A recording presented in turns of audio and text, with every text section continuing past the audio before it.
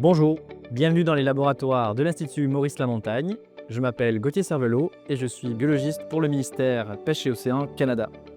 Aujourd'hui, je vais vous parler du crabe des neiges, une espèce pêchée dans l'Atlantique canadien, incluant le Saint-Laurent. Pour savoir comment se portent les populations de cette espèce, les biologistes de Pêche et Océan Canada, les observateurs en mer et même les pêcheurs lors de la pêche commerciale ou lors de relevés scientifiques prennent des mesures morphologiques pour caractériser les crabes capturés, comme la taille ou le vieillissement de la carapace.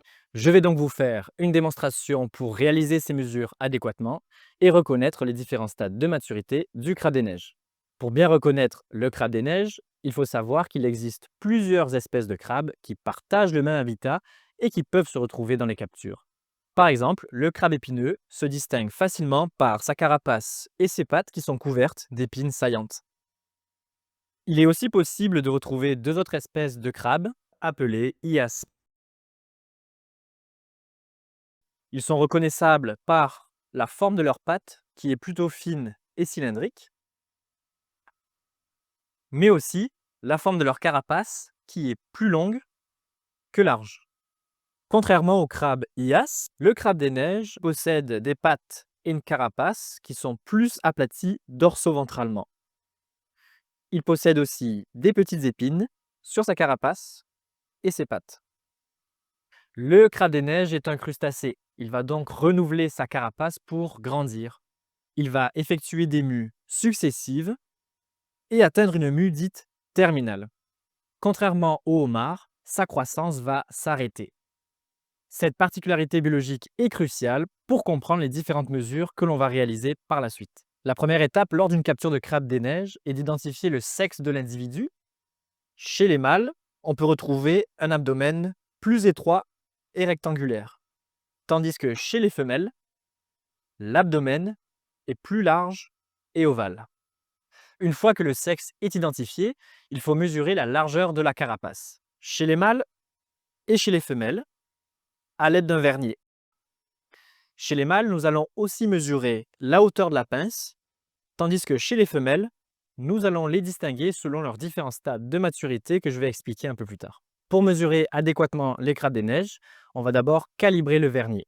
Pour ce faire, on va fermer les pointes et appuyer sur le bouton Origine. Une fois qu'il est à 0, on s'assure que les unités sont bien en millimètres et on va pouvoir arrondir les mesures à un chiffre après la virgule. Pour la mesure de la largeur de la carapace, il suffit de positionner le vernier au point les plus larges du céphalothorax du crabe. Chez les mâles, on continue avec la mesure de la hauteur de pince. Il suffit de positionner le vernier sur la pince droite au point le plus haut, excluant les épines. Si la pince droite est manquante ou plus petite et apparaît régénérée, alors il suffit de mesurer la pince gauche. La mesure de hauteur de pince permet de différencier les adultes qui ont effectué leur mue terminale des adolescents qui peuvent encore grandir. Les adolescents et les adultes peuvent avoir la même taille, cependant, les adolescents ont des pinces plus minces que celles des adultes qui sont plus enflées. La condition de carapace est aussi à prendre en compte chez les mâles. Elle permet d'estimer combien de temps ont passé les crabes sur le fond depuis leur dernière mue. C'est une mesure graduelle qui décrit le vieillissement de la carapace des crabes sur une échelle de 1 à 5, où 1 correspond à un crabe qui a récemment mué et 5 qui est un crabe qui a passé plusieurs années sur le fond et dont la carapace commence à se dégrader. La taille des crabes ne reflète pas nécessairement le vieillissement de la carapace. Lors d'une nouvelle mue, chez un crabe de condition 1, la carapace est molle et immaculée. Les pinces sont propres, iridescentes et facilement cassables par simple pression du pouce.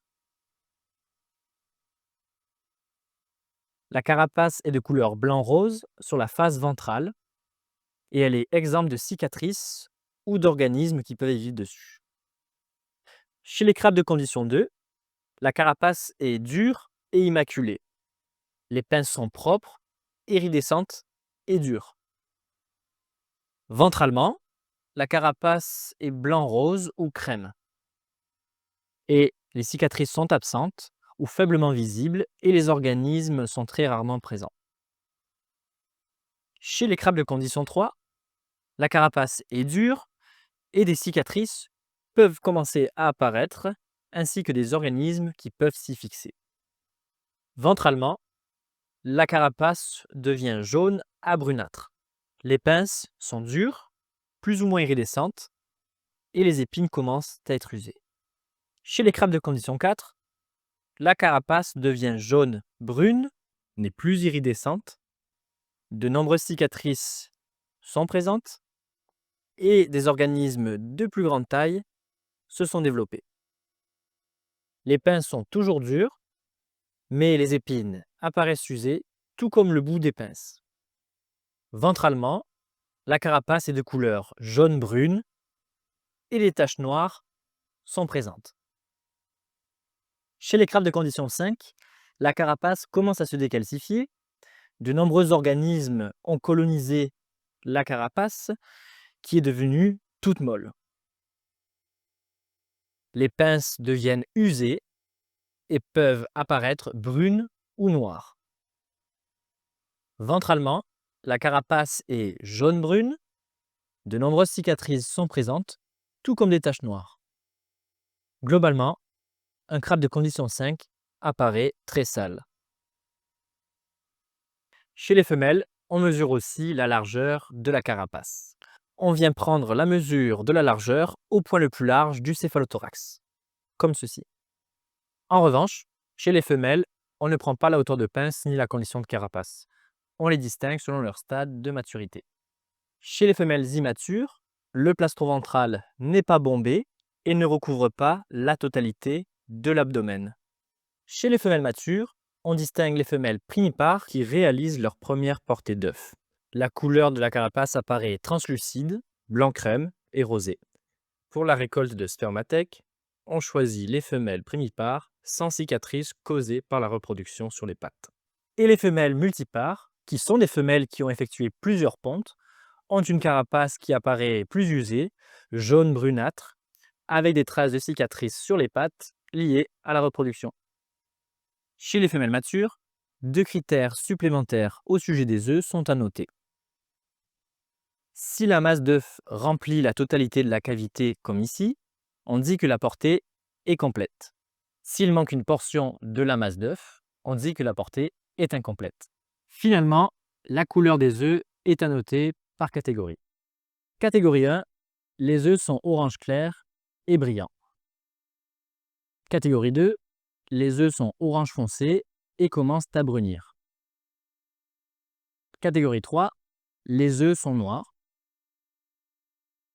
Catégorie 4, l'étui peut être vide ou contient une masse grise résiduelle suite à la ponte.